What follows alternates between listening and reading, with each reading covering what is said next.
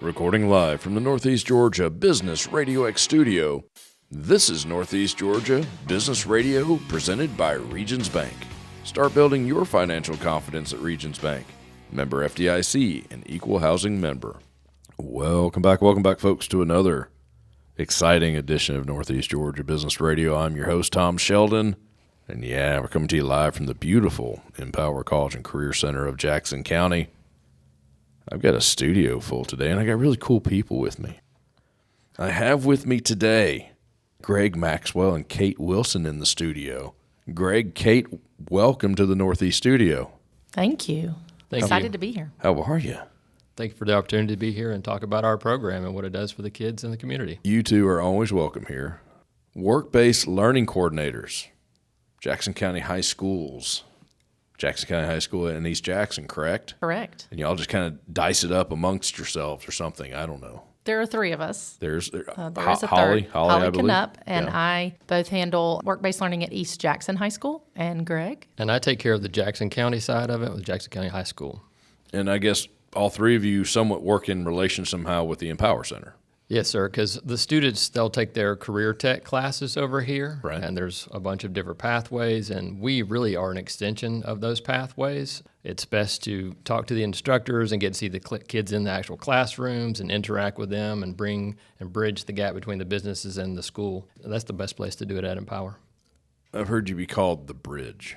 Well, sometimes, the final act or something. The businesses don't know how to get involved with the school system, and they'll just call or they'll maybe email the principal, and that's a great place to start. From there, what's really going to happen is the principal will reach out to Kate, to Holly, and to I, depending on the student and where they go to school, and then we'll take it from there. So we're going to be where the rubber meets the road, actually. Now, do you actively recruit businesses?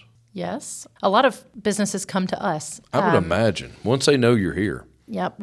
Their workforce. We work to meet new partners and go out and establish those partnerships and then hope that we could have some repeat student internships. Absolutely. And so businesses come back after a student graduates and heads off in a new direction. They come back and ask for another student worker. And that has really helped us build a base of really valuable business partners who are willing to hire work-based learning students. Oh, yeah. They like what you're doing. They're just going to want more.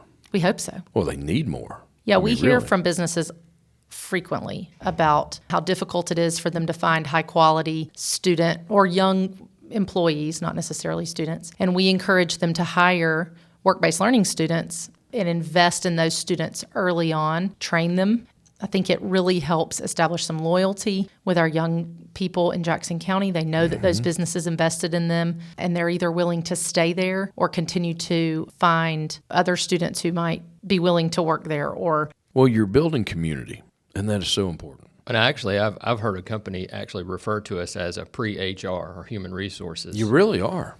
So we can actually filter through the students that are in those pathways that really connect with that business. So if a doctor's office, a chiropractor's office, for example, around Brazelton or Commerce or wherever they might be, they might reach out to the principal will connect us to them, then we'll go meet them, we'll present to them what work-based learning is, help them understand how the student would need to have a mentor, what their training plan would be, which is a process of these are the things they're going to develop through the time of the semester or the year or years that they're involved with that particular company, how we're going to come back and check on them, how they're going to be graded, how many hours they've got to work. So it's a real structured program. It's not the old work study from 40 years ago that a lot of my older company employees will.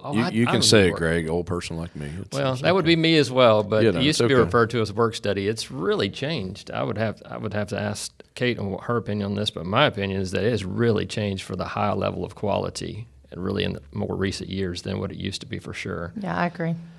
And a lot of that's probably attributed to Mr. Easler and his team for what they brought to Empower with all the different pathways. Now, there are some pathways at the base schools. Right. You can't have them all here. Right. But they've picked really good pathways, and they've picked really good instructors. And we've got good kids, Mm-hmm. So it just helps. Well, it's Jackson County. Well, I'm a little biased, but it's okay.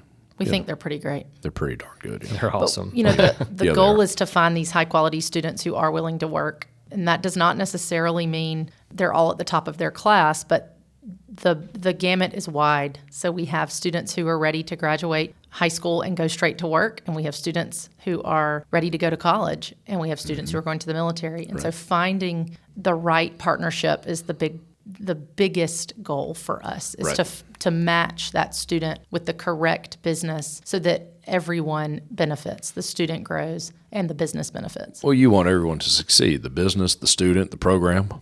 You don't want a black eye.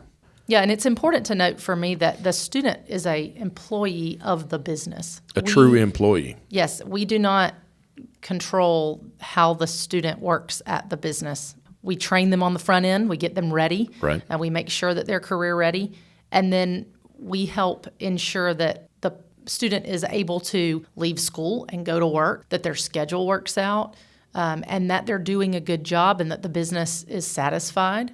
But ultimately, we're involved, but we're also hands-off in a way that allows the student to really, truly be an employee of that business. The employee is reporting to the employer. The employer is giving them feedback, basically. You're just kind of over on the side watching. And hoping that if they need us, they reach out to us. You're there. We can You're come there. in, certainly. Yeah, you're there. But businesses don't like to be micromanaged by people like us. I can understand. Well, I'm a small business owner, right? In my previous they know life, their business better than we know it. Certainly. they make widgets better than anyone else. That's We've why they also do been referred to as matchmakers. That's a So- very good analogy. and it always kind of gets a chuckle sometimes with the kids. It's, we're trying to find what are those responsibilities and what are those things that the employer wants? What are the key traits and academic background that they're looking for out And of their these students? Personality, grade level, all these things. And so we're out there searching through the classrooms and with the instructors trying to find these right candidates. Sometimes we find them, sometimes we don't. Yeah, it's not guaranteed. Oftentimes a business will call and say, hey, I really need somebody in December, and it's November the 15th.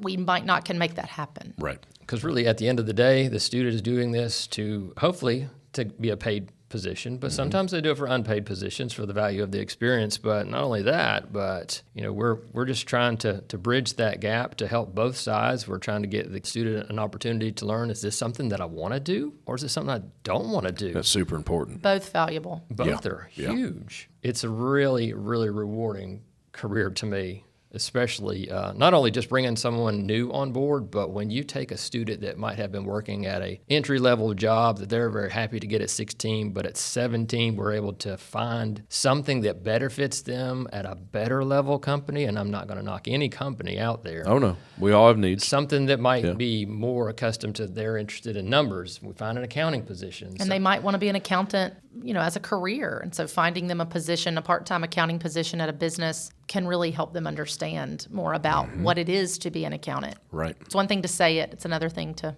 get out and experience it. And at 17 or 18 even, you're still a student. If you don't like it, or maybe the job doesn't like you, you haven't lost a whole lot. Correct. It's You're probably still at home. soft landing. There are situations where students don't make it at a partnered work-based learning position for one reason or another. There's lots of reasons that might happen. One, the business is certainly welcome to fire that student if that is not a good partnership. The student can be fired if whatever Correct. fit doesn't work. And also the student can change jobs. For instance, I had a student working in fast food. He was really interested in manufacturing. We found a position that came available mid-semester. Cool. I helped him develop his resume. We got him ready for the interview. He went to the interview. He got the job. I helped him write a 2 weeks notice for his current position. He learned that whole process of changing jobs Very valuable. professionally. And then he was able to transfer and start his new job. And those are all really important career preparation skills. And he learned them in that one semester through that transition. That's awesome. Such valuable experience. And not only Yeah. that one where you move someone from one position to another position, but on the other side of it, the company will bring, a brand new company might bring a job that we haven't even thought about. They reached out, they'd heard about it through RadioX or somewhere else. Darn right they did. And they came to us and they found we were that work person, and we're the ones that help kids with the jobs. And so they give us the roles and responsibilities, and we go into the classrooms, we talk to the instructors, we go hunting for that student, and then we find that student. And like Kate says, that's where it matches up again. You start helping them with a resume, cover letters, you start prepping them for a mock interview, and then you help them set everything up, you work with their schedule. It's still the same process, but it started somewhere else. And then you help them through the onboarding process until everything is locked down and ready to go. So that can happen actually really about any time during the school year. We try not to stay just in the box of this is a school system, which that's of course what we work for, and we're working for the students. But if such a huge opportunity comes right here, right now, then I'm going to jump on it and see if we can find somebody and see if we can make it work out. We're going to bend over backwards to help the kid. Yeah, a student came to me a couple weeks ago, and he said, I signed up for work-based learning. I had a job, but I'd really like something a little more in line with what I want to do. And I said, what do you want to do? And he said, I don't know. I want to work with my hands. I said, okay. So we found a position that had come available very recently. I helped him apply. We haven't heard back from the interview, but he says he had a really good interview at this local business, and we hope that in January he can start there through work-based learning. So the ability to kind of move up and learn new experiences and learn new things, new challenges through this program, really invaluable. And if something goes wrong, and sometimes it does, you're 18, not 38, and you don't have children, and you don't have as many bills or responsibilities. And so the landing is just softer. It's a great learning opportunity, whether you like what you're doing or you decide it's not your fit. Really valuable experience. I love it. Folks, we're going to take a real quick break, get in a community partner, and we'll be right back. One of our great community partners is Parisi Law Firm. Parisi Law Firm is the top-rated injury lawyer in Jefferson, Georgia. Are you struggling with medical bills and dealing with the aftermath of an accident? Let Jerry and his team guide you through the process to stop the struggle. At Parisi Law Firm, every client receives exceptional care and attention. Visit parisifirm.com for your free consultation. That's Parisi, P-A-R-I-S-I firm.com. And while you're at it, check out our new website, negabrx.com, to see all our great community partners. Greg, Kate, you still there? Yes, sir. Mm-hmm. Didn't run off on me. Good. What were we talking about? We were talking about work-based learning, finding cool jobs or industries that need help, placing students in those roles. Yeah, I think I wanted to add one last little point that why do the students choose to do it? Well, again, it could be for the experience. It could be for gaining money to pay for expenses. Yeah.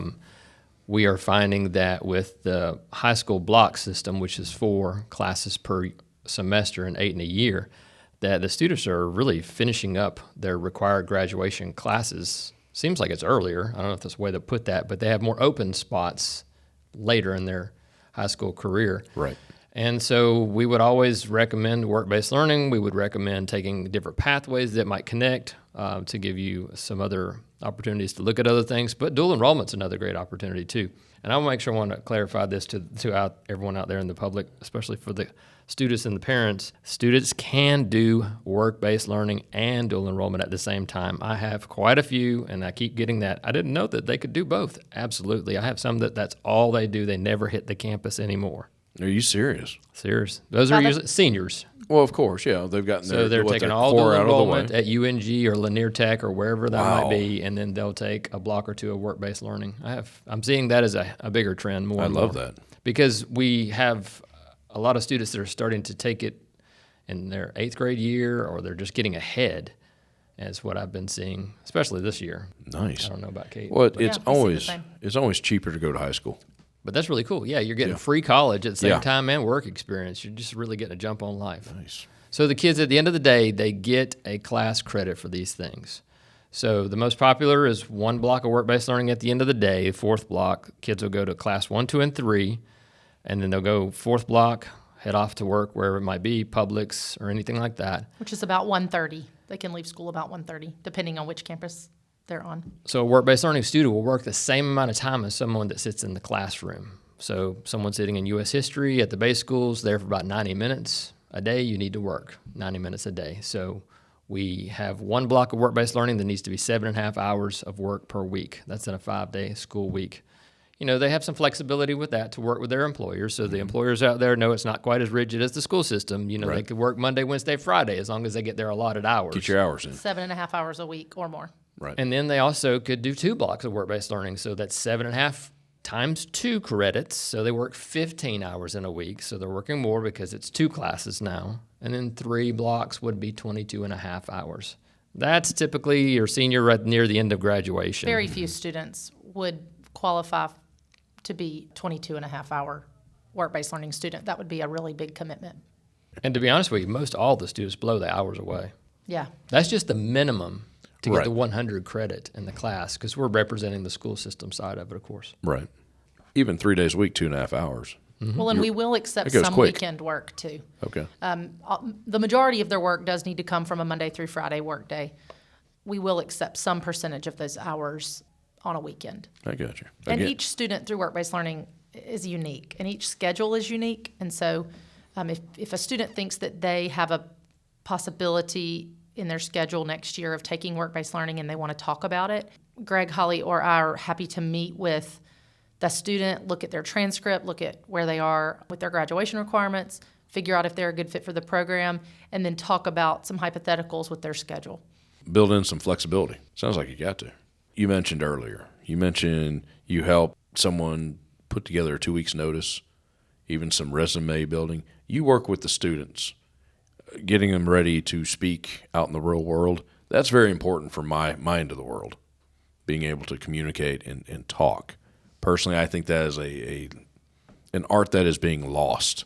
We all hold those iPhones up all the time. Every student who takes a CTAE class, Career Yeah. Technical Agricultural Education class, does get standard 1 of every single one of those classes as a professionalism or career readiness standard. And so they should be getting some of that in their classes. Once they're in the work-based learning program, we have vetted them. We know that they're the right kind of student, and then we put together an orientation for work-based learning that helps with some of that, helps prepare them for entering the work world. What is appropriate? What is not appropriate? How do you shake hands? Do you have a resume? Do you need help with something? Right. And then throughout the semester, students will come kind of one-off questions about different things related to professionalism that they might have questions about. Sometimes I get an email from a student saying, could you read over this email that I need to send to my boss about this issue at work? Yes, I'll help you with how to state that That's a appropriately great and question. professionally. Yeah. And so those are the little things that we hope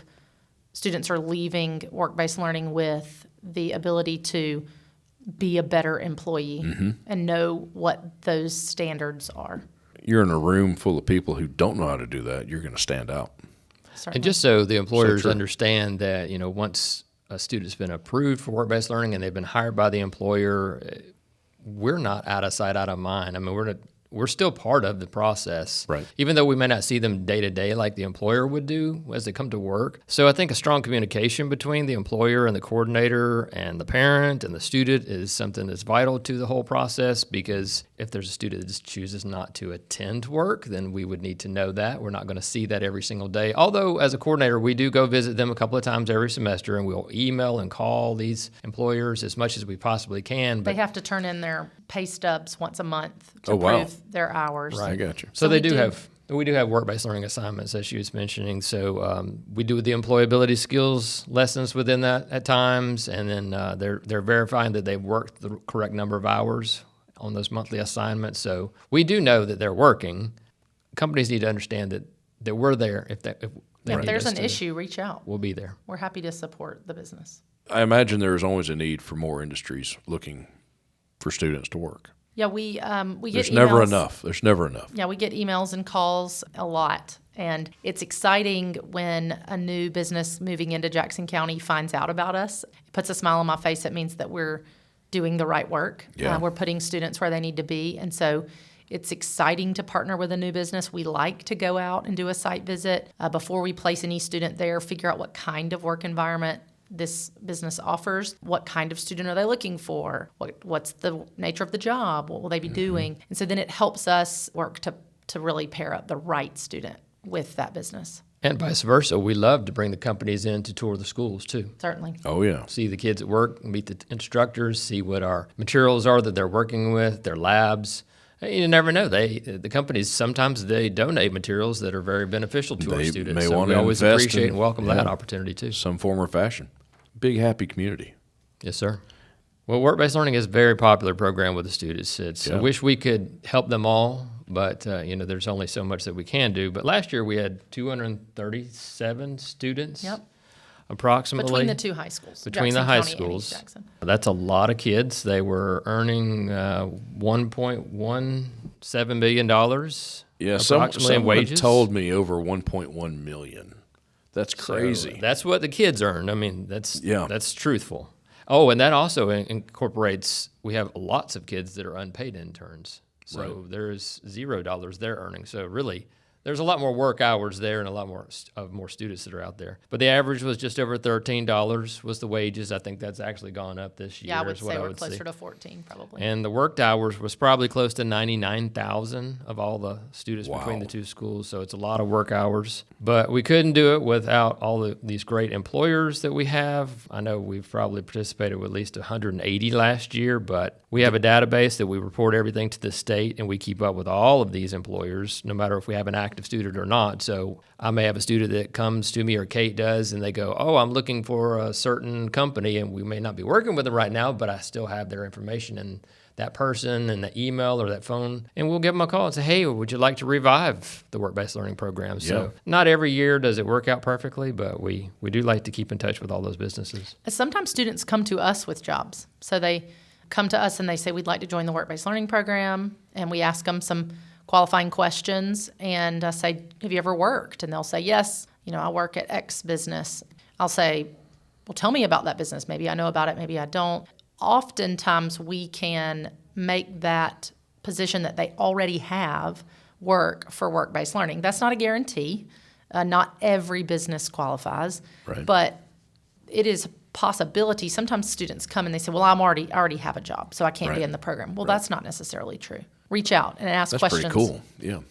We've had some really good employers. I don't know if we can brag about them on the radio or if we should. But sure you can. Kubota has been a big partner for us for a long time, so I would give them the number one shout out for several years of great job there with Cole Kaminsky and their team. Jackson EMC has been a wonderful partner. Matter of fact, they were actually the Work-Based Learning Partner of the Year for the entire state of Georgia last year with Jackson County School System. And I can't remember how many partners there are out there, but I was thinking 20-something thousand partners in the entire state, and so they were the awarded number one. Wow. That's well-deserved. Wow. Yes, very well-deserved. They do a fantastic job impressive. with the students that That's work pretty with cool. them. One of the coolest things about them is that they will allow students to roll from a high school internship once they've graduated from high school. Oftentimes they will keep the student on through a college internship. And so students not only stay there in high school, but they also intern during college. What a valuable opportunity to have that continuity and stay in that business for a period of time. Yeah, this role is so interesting, Tom, because sometimes it's, we're so focused on the students that are currently in school, right, the work-based learning. But sometimes I'll have a student that will come and go, my dad's looking for a job. Mm-hmm. You have any thoughts on that or whatever? Or a teacher will reach out about a student that's struggling in their classroom because they found out that their home life is, just some help's needed there or whatever. And so people will reach out to us, and we'll help any way that we can with anybody, even if it's our own students or, their families. Sometimes businesses, they may not be in our backyard. I may have a business that calls out of Clark County, and I might connect them with the, work-based learning coordinators over there. So that's one thing about our community, I would have to say. Banks, Jackson, Commerce, Jefferson, Barrow, all of us, all the coordinators, we are one big, huge family and meet together quite often. 4 times per year, actually. We just had a massive regional meeting, and we help each other out. So if something will help Barrow County, then I'm going to help those guys out. High tide lifts all boats, folks. Well said. It does. It does.